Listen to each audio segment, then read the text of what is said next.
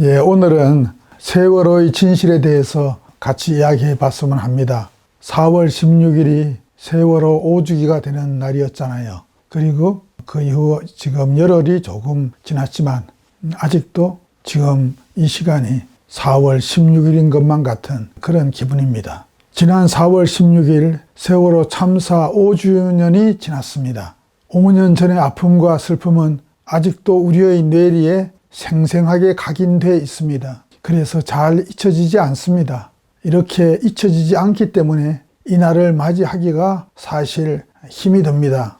더구나 5년이 지나도록 그리고 촛불혁명으로 정권이 바뀌었는데도 세월호 참사의 진실은 밝혀지고 있지 않아서 이날을 맞이하기가, 이날을 보내기가 더욱 힘이 듭니다. 진실이 속 시원하게 밝혀지면 조금이라도 덜 힘들 텐데 말입니다. 그 진상이 밝혀져야 책임자를 제대로 처벌하고 재발 방지 대책도 제대로 세울 수 있을 텐데 말입니다. 그래야 죽은 사람들, 특히 죽은 어린 학생들의 영혼을 위로하고 그들이 저 세상으로 잘 가라고 보낼 수 있을 텐데 말입니다. 이런 현실을 알고 있는 듯 문재인 정부에서는 세월호의 진실을 반드시 규명하겠다는 약속을 했습니다. 유은혜 부총리 겸 교육부 장관은 안산시 화랑유원지에서 열린 세월호 참사 5주기 기억식에서 정부를 대표해 추도사를 했습니다. 그곳에서 그는 이렇게 말했습니다. 세월호 참사 5주년이 지났지만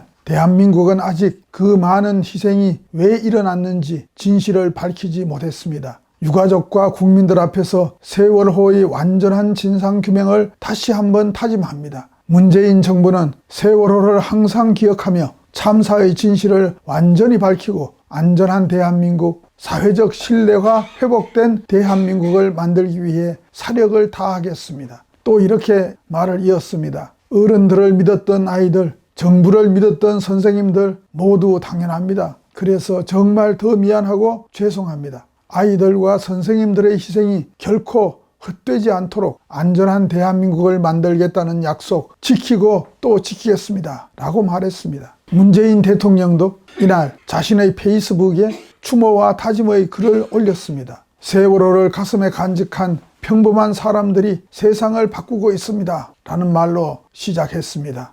그리고 이렇게 말했습니다. 세월호 5주기입니다. 늘 기억하고 있습니다. 다시는 같은 비극이 되풀이되지 않도록 하겠다는 각오를 되새깁니다. 진상규명과 책임자 처벌은 철저히 이루어질 것입니다. 세월호의 아픔을 추모하는 것을 넘어 생명과 안전을 최고의 가치로 선언하는 공간인 4.16 생명안전공원도 빠르게 조성하기 위해 노력하겠습니다 라고 썼습니다. 이에 앞서 세월호 유가족들은 4.16 가족협의회 홈페이지에 세월호 참사 5주기를 맞이하며 란 제목의 글을 올렸습니다. 읽어보겠습니다. 벌써 5년이다. 하지만 여전히 그날이다.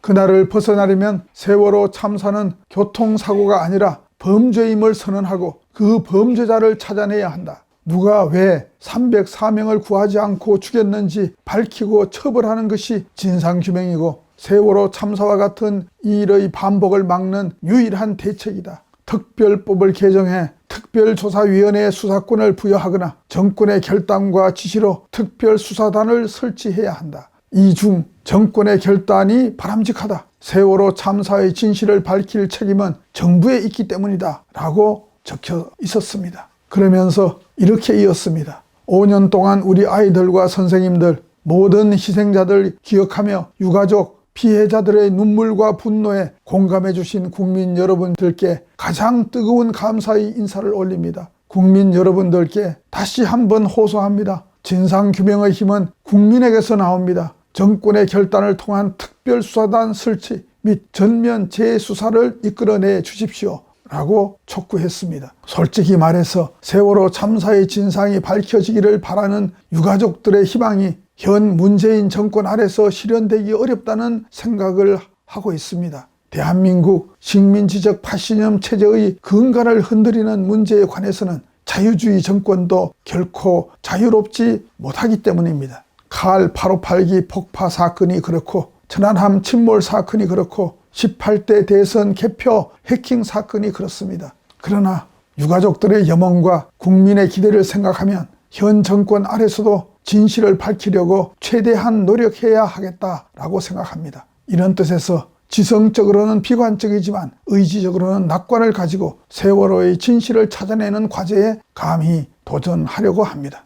본론에 들어가기 전에 그동안 박근혜 정권이 세월호 참사의 원인이라고 주장해온 급변침 외방 경사설은 진실을 밝히는 것이 아니라 진실을 은폐한 시나리오였음을 이야기해 보도록 하겠습니다. 세월호 참사의 진상규명은 박근혜 정권의 프레임에 의해 가로막혀 왔습니다. 박근혜 정권은 참사 초기부터 이 사건을 우연적인 교통사고로 몰아갔습니다. 이를 위해 암초나 기타 외적인 충돌에 의한 전복 가능성을 철저히 배제했습니다. 하지만 사건 초기에 많은 전문가들이나 생존 승객들은 외력에 의한 급격한 전복을 주장했습니다.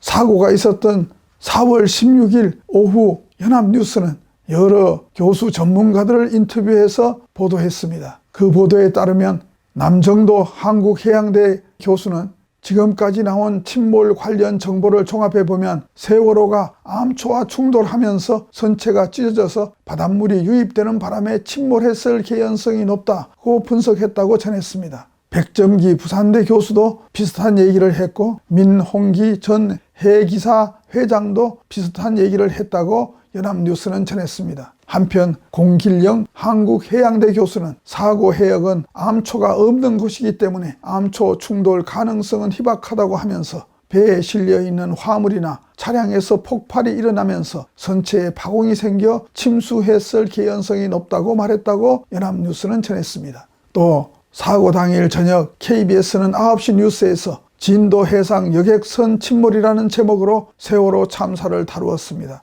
이 뉴스에서 경남대 조선해양공학부 김명훈 교수를 인터뷰했습니다. 김 교수는 30분 내지 40분 만에 물이 들어올 정도라면 굉장히 크게 구멍이 난 상태라고 할 수 있겠죠 라고 말했습니다. 그러나 소수 의견으로 급변침설이 거론되기도 했습니다. 세월호 침몰 사고의 원인이 다수 전문가들이 제시했던 암초 충돌보다는 항로를 변경하는 지점, 다시 말해서 변침점에서 급격하게 항로를 변경하는 변침을 한 것 때문이 아니냐는 분석이 되겠습니다. 해양대 임경수 교수가 그런 분의 대표적인 경우인데요. 임 교수는 CBS 방송에서 이런 견해를 내놓았습니다. 그는 이렇게 말했습니다. 세월호 여객선 참사 사고 원인은 암초에 의한 좌초가 아니라 급선회에 따른 외방 경사로 추정된다. 유속이 빠른 해역에서 선박이 회전하게 되면 선체가 5도 내지 10도가량 기울게 되고 그 영향으로 선체에 실려있던 컨테이너나 화물차가 한쪽 방향으로 쏠려서 선박 벽면과 충돌했을 것으로 추정된다 라고 했습니다. 다음 날인 4월 17일 해경은 임 교수의 견해를 채택했습니다. 서해지방해양경찰청은 사고 원인을 급변침으로 잠정 결론을 냈습니다. 세월호가 오른쪽으로 뱃머리를 돌리는 과정에서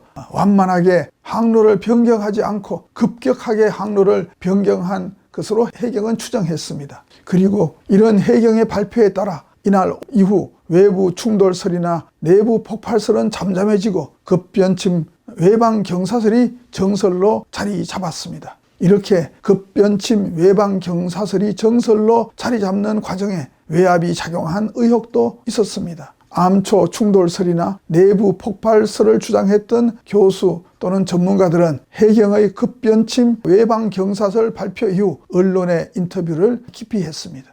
이렇게 되면서 급변침 외방 경사설을 보완하는 여러 가지 원인 진단들이 쏟아져 나왔습니다. 정혜진 해운이 더 많은 사람을 실어 나르려고 불법적으로 증축해서 배의 무게중심을 높임으로써 복원력을 약화시켰다든지 평형수를 빼고 운항해서 복원력을 약화시켰다든지 하는 주장이 제기됐습니다. 또 화물을 기준보다 많이 실은 상태에서 화물의 고박을 불량하게 해서 배가 급회전할 때 화물이 한쪽으로 쏟아져 내림으로써 배를 전복시켰다는 주장도 제기됐습니다. 또 그리고 나이 어리고 미숙한 비정규 직 3등 항해사가 조타를 담당해서 실수로 과도한 대각도 변침을 지시한 것도 원인이라고 제기됐습니다. 충돌이나 폭발을 제외한 이런 여러 가지 주장들이 해경에 의해 모두 하나로 합쳐져서 내력설로 종합됐습니다. 몇 달 후 검찰의 최종 수사 결과 보고에서도 이런 내인설을 확정했습니다. 이는 세월호 참사는 배를 잘못 관리하고 운영한 데 따라 일어난 교통사고라는 것입니다. 그리고 이런 부실한 관리와 운행은 세월호 선주인 청해진 해운이 과도한 탐욕으로 이윤만을 추구한 데서 비롯됐다고 합니다. 또 사업주인 청해진 해운의 이런 과도한 탐욕 추구는 선박의 안전을 감독하고 규제해야 할 정부가 거꾸로 신자유주의 규제 완화로 감독 임무를 다하지 않았기 때문이라고 합니다. 이런 식의 원인 진단에 기초하여 운동권 안에서는 돈보다 인간을 또는 안전사회 건설이라는 구호가 제시됐습니다. 이런 진단과 구호는 얼핏 보면 아주 계급적인 것으로 보입니다. 하지만 그것은 본의와는 상관없이 결과적으로 박근혜 정권의 주장에 동의하는 주장이 되고 맙니다. 세월호 참사의 주된 원인은 선사인 청해진 해운과 청해진 해운 실소유주인 세모그룹 회장 유병은에게 있다고 규정하는 셈이 되는 것이니까요.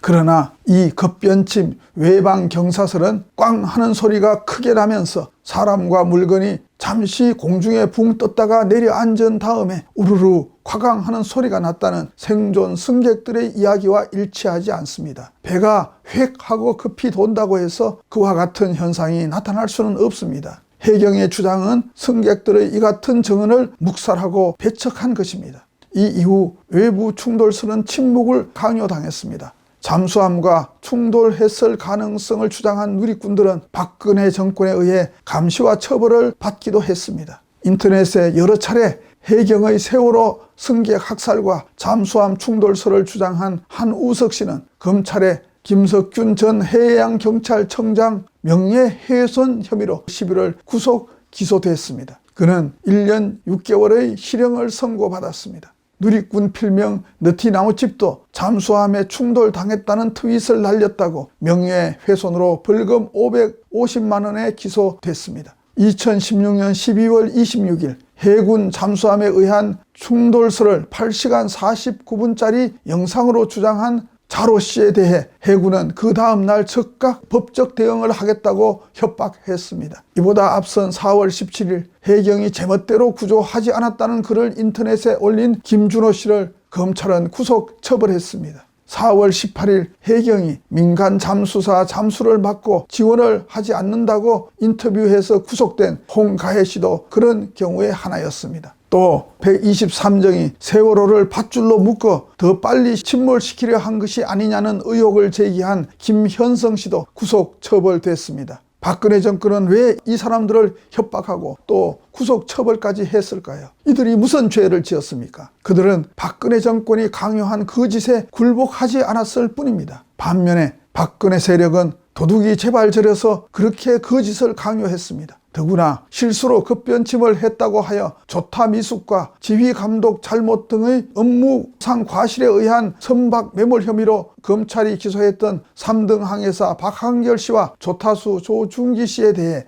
대법원은 이 부분과 관련하여 무죄로 확정했습니다. 항해사와 조타수가 실수를 했다는 증거가 없다는 것입니다. 조타기에 문제가 있었거나 조타 이외의 요인이 작용했을 수 있다는 판단을 대법원이 한 것입니다. 고등법원도 같은 판단을 했습니다. 요컨대 검찰과 해경이 내놓은 주장이 국가기구 안에서조차 인정받지 못한 것입니다. 그러므로 급변침 외방 경사설 안에 세월호의 진실이 존재할 수는 없습니다. 세월호의 진실을 찾는 작업은 무엇보다 박근혜 정권이 강요한 급변침 외방 경사설을 거부하고 폐기하는 데서부터 출발해야 합니다. 다음으로 그러면 세월호 참사의 원인은 어디에 있는지, 그 진실을 찾는 열쇠는 무엇인지 함께 살펴보도록 하겠습니다. 그 열쇠는 몇 가지 중요한 사실들을 확인하는 데 있다고 생각합니다. 급변침 외방 경사설을 부정한다고 해서 잠수함 충돌설을 곧바로 대안의 진실로 내놓는 것은 문제가 있습니다. 내력이 아니라 외력에 의해 세월호가 급격히 기울어진 것은 분명합니다. 그렇지만 그 외력이 무엇인지는 아직 불분명합니다. 그리고 세월호 참사는 어떤 이유로 배가 급격하게 기울어진 것이냐 하는 것도 문제지만 그렇게 급격히 기울어진 이후에 학생과 승객들을 구조하지 않고 오히려 침몰 수장시킨 것이 더 큰 문제입니다. 그리고 이렇게 배를 전복 침몰시킨 이후에도 혹여나 있을 생존자를 구조하려는 민간 잠수사들의 진입을 가로막으면서 사흘을 허송한 것도 문제입니다. 또 배가 완전히 침몰한 이후에 계속해서 진실을 감추고 왜곡한 것도 커다란 문제입니다. 시신을 인양하는데도 최선을 다하지 않았고 미루기만 했으며 배를 인양하지도 않았고 세월호 특별조사위원회 활동도 방해했습니다. 따라서 세월호 참사의 진실 규명은 배가 갑자기 기울어진 원인 하나를 밝히는 데 국한되어서는 안 되겠습니다. 그것이 아주 중요한 부분의 하나이기는 하지만 말입니다. 천안함 사건 당시에 깨지지 않은 형광등이나 바다에서 건졌다는 의뢰 몸체의 1번 글자만 가지고 북한 의뢰서를 부정하던 잘못을 되풀이하지 않아야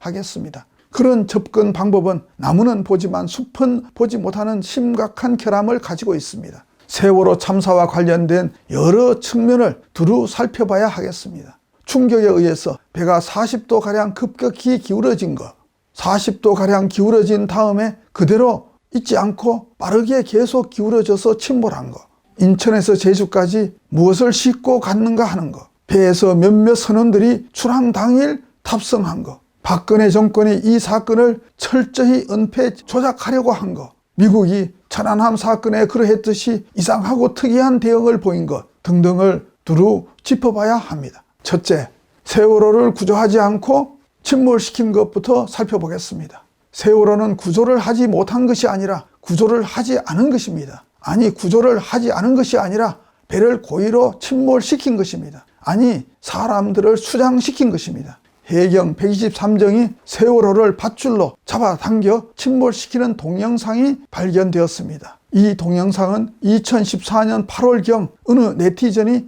인터넷에 올렸습니다. 그리고 앞에서 보았듯이 김현성 씨가 그런 의혹을 제기한 이유로 그해 10월 구속되고 처벌받았습니다. 그 동영상은 CN235 해경 초계기가 촬영한 것입니다. 정의당 정진우 의원이 해경에 요청하여 초계기가 촬영한 영상을 건네받았고 그 영상 전부를 인터넷에 올렸습니다. 그것을 네티즌들이 면밀하게 조사하는 과정에서 그 학살하는 장면이 발견되었습니다. 잠시 그 영상을 같이 보도록 합시다.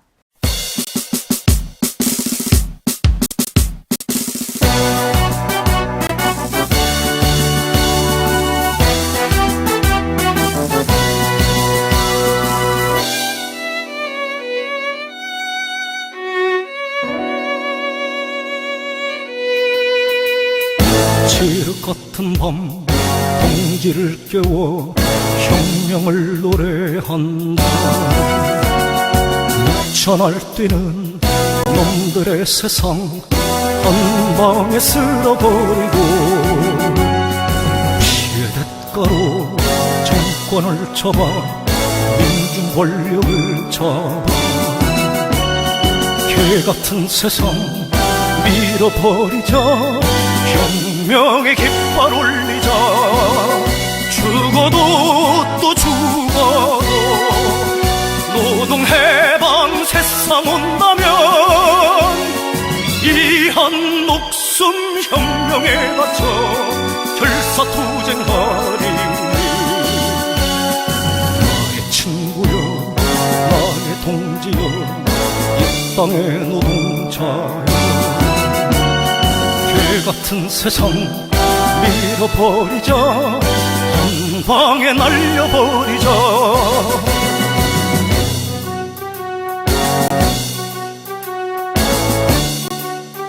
이 동영상을 보면 해경 123정이 밧줄로 세월호 앞쪽을 묶은 다음에 후진하면서 당겨서 세월호의 뱃머리가 왼쪽으로 돌면서 침몰하는 것을 볼 수 있습니다. 물결이 움직이는 모양과 세월호와 해경이 만드는 각도를 보면은 세월호가 이끌리며 서서히 기울어지는 것을 확인할 수 있습니다. 처음 각도보다 점점 각도가 벌어지죠.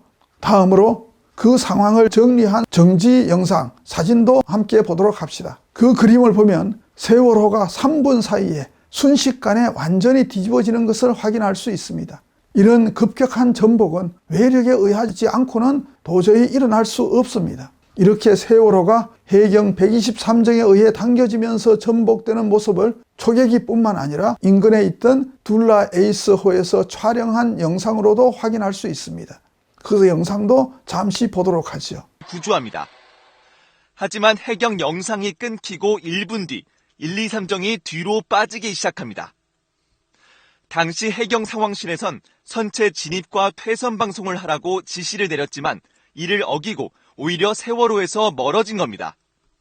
123정은 그 뒤로도 탑승자 메시지 등으로 생존이 확인된 10시 17분까지 침몰 상황을 지켜만 봅니다. 이 동영상과 사진들은 세월호 참사가 박근혜 정권이 말하는 것과 같은 교통사고와 구조 실패가 아니라 이유가 무엇이든 인위적 사고 이후에 고의적으로 확산한 사건임을 생생하게 확인시켜 줍니다. 더 이상 무슨 긴 얘기가 필요하겠습니까? 둘째, 세월호는 특별한 물품을 싣고 있었습니다. 세월호 화물칸에는 유해한 가스가 실려 있었음이 분명합니다. 세월호가 급격히 기울어지고 난 10여 분이 지난 다음 학생들은 이상한 가스 냄새를 맡았습니다. 학생들은 계란 냄새가 난다고 했습니다. 또 학생들은 뜨거하며 뜨거운 가스가 떠도는 것을 감지하기도 했습니다. 이 냄새와 관련해서 기자가 세월호 화물 담당자에게 질문했을 때 그는 통에 들어있는 가스가 누출된 것임을 시사했습니다. 그 사람은 심지어 방사능 가스도 그렇게 누출돼서 순식간에 퍼져나갈 수 있다는 말을 했습니다. 그러나 기자는 더 이상 그 이상한 가스가 무엇인지를 추적하지 않았습니다.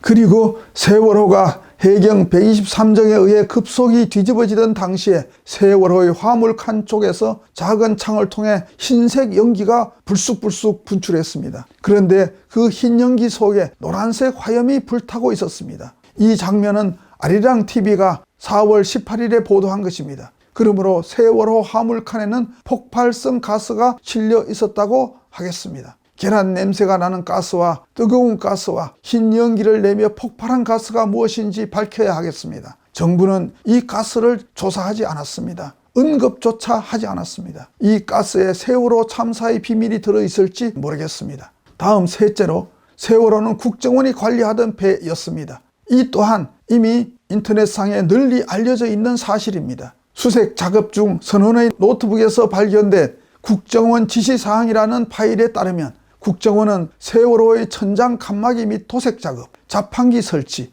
해양안전수칙 CD 준비 등 배에 대한 상세한 작업 지시가 들어있었습니다. 심지어 선원의 휴가 계획과 작업수당 지불 보고 그리고 휴지와 물비누 보충 같은 시시콜콜한 사항까지 국정원이 챙겼습니다. 100여 가지를 번호를 매겨서 지시했었습니다. 또 해양사고 발생 시 국정원에 보고하도록 되어 있었습니다. 국정원 인천지부와 제주지부에 가장 먼저 보고하도록 되어 있었습니다. 쌍둥이 배인 오하마나호는 해군 2함대에 보고하도록 되어 있는데 말입니다. 1000톤급 이상 선박 17개 여객선 가운데 이렇게 해양사고가 발생했을 때 국정원에 보고하게 되어 있는 배는 세월호 하나밖에 없었습니다. 실제로 세월호 사고 후 청해진 해운관리부장은 국정원 인천지부 항만 담당 직원에게 문자 메시지로 사고 내용을 보고했습니다. 국정원이 세월호 운항 전반을 직접 관리한 것이 분명합니다.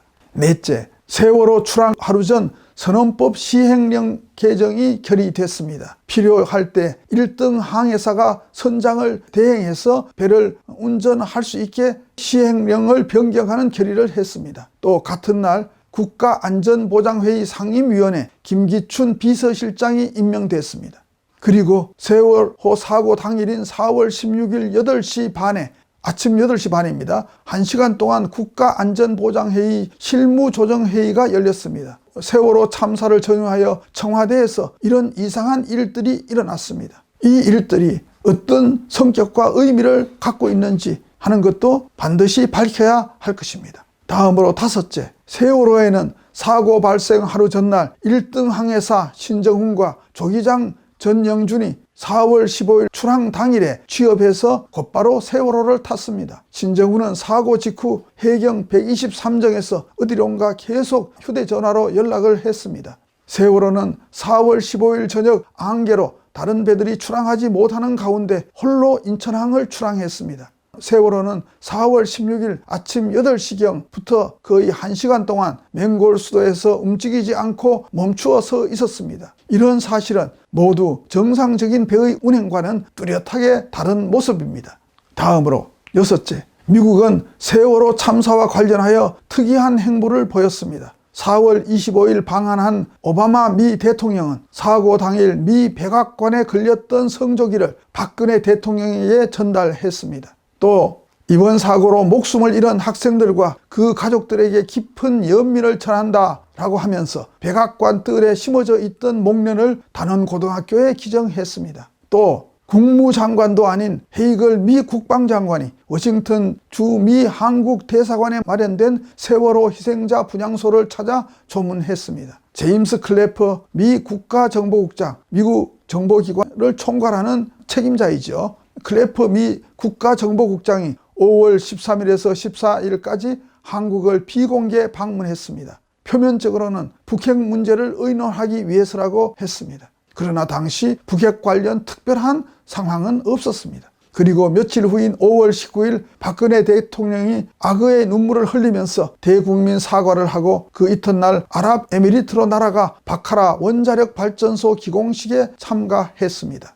이 일련의 움직임들은 결코 일상적인 것이라 할 수 없을 것입니다. 다음으로 일곱째, 1974년에 체결된 한미 원자력 협정이 40년 만기가 되고 나서도 합의에 이르지 못해 2014년 3월 만기가 2년 연장됩니다. 이렇게 교착 상태에 있던 한미 원자력 협정 협상이 7월 말 재개됩니다. 원자력 협정은 2015년 4월 22일 타결되는데요. 한국의 원전 수출에 미국이 협조하는 것과 원자력 사용 후 연료를 재처리, 재활용하는 바이오 프로세싱 기술에 대해 한미 간 공동 연구를 바탕으로 한 협의를 통해 합의하여 추진할 수 있도록 하는 것. 또 장래에 미국산 우라늄을 이용한 20% 미만의 저농축이 필요하게 되면 이 또한 한미 간 협의를 통해 합의하여 추진할 수 있게 하는 내용 등을 타결하게 됩니다. 그러나 이 원자력 프로젝트는 문재인 정부에 들어와서 결국 후퇴합니다. 과기정통부는 2018년을 끝으로 계속 중인 연구는 마무리하도록 연구비를 지원하되 실증로 개발은 하지 않는 것으로 잠정 결론을 냈다고 발표했습니다. 실증로라는 말은 생소한데요. 기술적, 경제적으로 실용 가능성이 충분하다고 입증하기 위해 만드는 원자로라고 합니다. 상업적으로 판매할 수 있는 상업 원자로의 전 단계로 만들어지는 원자로를 말한다고 합니다. 이제 이상과 같이 세월호 침몰과 관련한 여러 의혹의 지점들을 몇 가지로 나누어서 살펴봤습니다. 이러한 구체적 사실들을 기초로 해서 이제 세월호는 어떻게 해서 침몰되고 학살당했는지 그 진실을 말해야 할 순서가 되겠습니다. 그러나 앞에서 우리가 확인한 그런 몇 가지 사실만을 가지고 확정적이고 단정적으로 세월호 참사와 그리고 학살의 원인이 무엇이다 라고 단정하기는 매우 어렵습니다. 그래서 우선 하나의 가설을 만드는 것으로부터 시작해봄이 어떨까 생각합니다. 과학에서도 진리를 찾아나가는 과정은 가설을 세우는 데서 출발합니다. 물론 가설을 세우기 위해서는 일정한 사실을 확보하고 있어야 합니다. 위에서 우리는 약간의 그러한 사실을 확보했다고 할 수 있습니다. 이 사실들을 서로 연관짓는 가설을 세운 다음 그 가설을 철저하게 비판적으로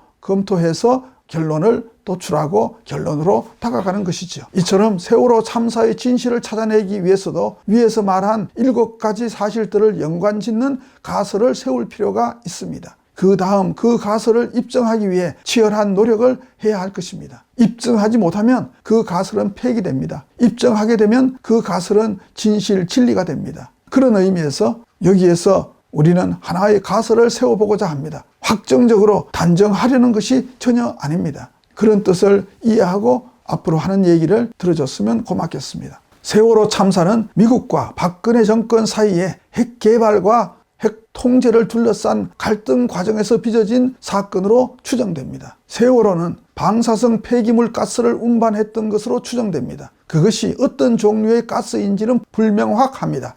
어디에서 생산된 가스인지도 불분명합니다. 아마도 대전 대덕에 있는 한국원자력연구원에 있는 핵 폐기물 재처리 재활용 연구용 바이오 프로세싱 원자로에서 나온 것이 아닐까 생각하는 정도입니다. 이하에서는 그런 가정하에서 이야기를 펴보겠습니다. 이 핵시설은 2013년 6월 국제원자력기구 간부들이 안전성을 사찰한 바 있습니다. 그해 10월에는 국제원자력기구 사무총장이 원자력연구원을 방문했습니다. 이 시설은 공정상 플루토늄 추출 우려가 있어서 그것의 인정을 둘러싸고 한국과 미국 사이에 갈등이 있었던 문제의 원자로입니다. 이런 가운데 세월호 사건이 발생하던 당시 한미 간에는 원자력 협정 협상이 앞에서 얘기했듯이 교착 상태에 있게 되어서 이 바이오 프로세싱과 덧붙여 소듐 냉각 고속로를 운영하는 문제가 한미 간에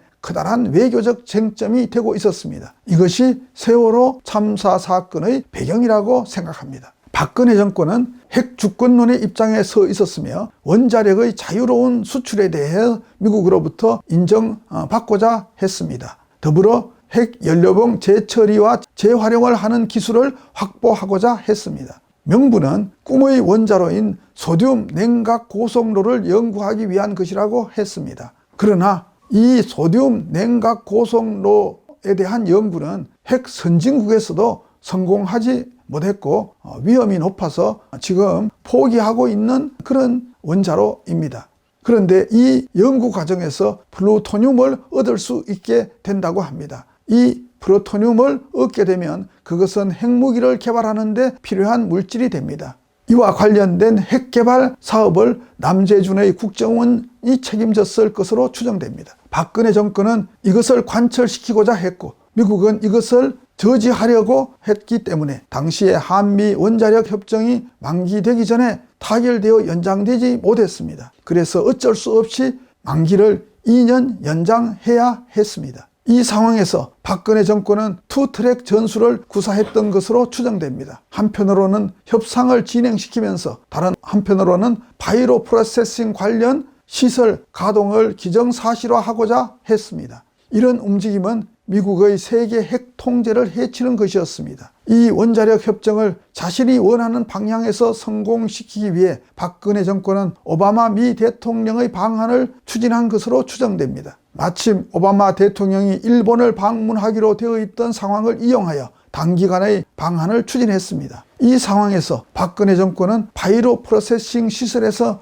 나온 야적되어 있던 중저준위 폐기물을 원자력 연구원에서 다른 곳으로 옮겨야 했을 것으로 생각됩니다. 미국 관계자들이 더 나아가서는 오바마 대통령이 직접 현장을 방문할 수도 있었기 때문입니다. 한국원자력연구원 신임 박원석 원장은 작년에도 방사성 폐기물을 한국원자력연구원이 무단으로 폐기한 일이 있다고 시인했습니다. 따라서 한국원자력연구원은 방사성 폐기물을 수시로 폐기하고 있음을 확인할 수 있습니다.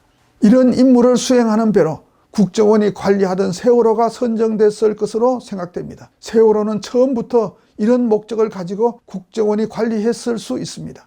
조류가 빠른 바다에 폐기물을 투기하기 위해서 말입니다. 핵시설을 가지고 있는 나라들이 흔히 그런 짓을 해왔다고 알려져 있습니다. 그러나 미국은 자신의 허락 없이 그렇게 핵 폐기물을 바다에 투기하는 것은 협정 위반이라고 생각했을 수 있습니다. 그래서 세월호에서 핵 폐기물을 싣고 그것을 투기할 먼 바다로 나가는 것을 강력히 가로막았을 것입니다. 이 과정에서 세월호는 미 잠수함의 공격을 받았을 수 있습니다. 세월호 배 밑바닥과 배 후미인 스크류 부분에 페인트가 화염에 탄 것처럼 허옇게 된 자국이 있는데 이 자국이 그런 공격의 흔적으로 추정됩니다. 그렇게 공격해도 세월호가 멈추지 않고 계속 전진해 나가려고 하자 세월호 뱃머리를 좌현이겠죠. 좌현 뱃머리 부분을 밀어쳐서 급격히 기울어지게 했을 것으로 추정됩니다. 이 사고 과정에서 화물칸에 있던 가스가 충격으로 인해 통 밖으로 누출됐을 수 있습니다. 이로 인해 학생과 승객들이 방사능 가스에 오염됐을 것으로 추정됩니다. 이런 예상 밖의 상황이 발생하자 박근혜 정권은 자신의 잘못을 은폐하고자 세월호를 침몰시키는 비인간적이고 야만적인 결정을 한 것으로 추정됩니다.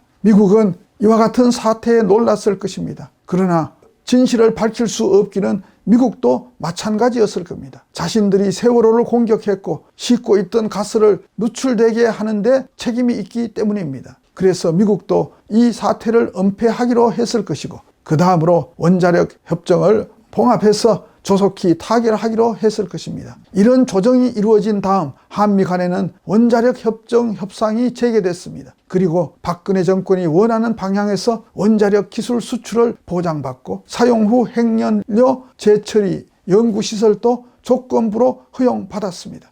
겉으로 보면 박근혜 정권의 핵주권론이 관철된 것으로 보일 수 있습니다. 그러나 박근혜 정권은 국민의 뜻과 상관없이 그러한 핵과욕을 추구했고 그러한 과욕을 추구한 정권의 생명을 스스로 단축한 것으로 보입니다. 국민들은 세월호 참사를 만들어낸 박근혜 정권을 도저히 용납할 수 없었습니다. 그것이 박근혜 퇴진을 요구한 가장 큰 요인이었습니다. 최순실의 국정농단이 밝혀진 것보다 더 큰 요인이었을 것입니다. 미국도 박근혜 정권 퇴진에 반대할 이유가 없었을 것입니다. 한국의 핵무기 개발은 세계와 동북아에 대한 미국의 핵 통제를 위태롭게 하는 도전이었기 때문입니다. 박정희 정권이 1970년대에 그러했던 것과 마찬가지로 말입니다. 그래서 박근혜 정권은 대한민국 국민과 미국 양측의 협공을 받아서 참여했습니다. 지금까지 말한 것은 어디까지나 하나의 가설에 불과합니다. 어쩌면 매우 엉성한 가설일 수도 있습니다. 분명히 말하거니와 이것은 단정이 아니라 가설입니다. 보기에 따라서는 가설, 영어로 하이포티시스라고 하죠. 가설은커녕 소설같이 보일 수도 있습니다. 충분히 그렇게 보일 수 있습니다. 또 음모론이라고 치부할 수도 있습니다. 예, 그럴 수도 있습니다. 그러나 이렇게 어떠한 가설을 제시하지 않고 의혹만 제기하는 것으로서는 세월호 참사의 진실을 찾아낼 수 없습니다. 검증되지 못하고 반증되는 것을 두려워하지 않고 가설을 세우고 그 가설을 입증하려고 치열하게 노력할 때에만 우리는 진실에 다가갈 수 있고 진실을 움켜쥘 수 있습니다. 객관적으로 확인된 사실을 기초로 여기에서 제가 제시하는 가설보다 더 타당성 있는 가설이 세워진다면 저는 쌍수를 들어 환영하겠습니다. 또 여러 개의 가설들이 제시되어서 치열하게 서로 각축하는 것은 진실을 찾아내는데 해가 되는 것이 아니라 큰 보탬이 될 것입니다. 세월호의 진실이 밝혀지기만 한다면 제가 제시한 이 엉성한 가설이 부정되는 것을 아쉬워할 까닭이 어디에 있겠습니까? 그런 뜻으로 오늘 제 얘기를 들어주시고 그리고 세월호의 진실을 찾아나가는데 함께 해주기를 바람하지 않습니다. 좀 생소한 이야기를 끝까지 들어주셔서 감사합니다. 오늘 여기서 마치도록 하겠습니다. 다음번에 뵙겠습니다.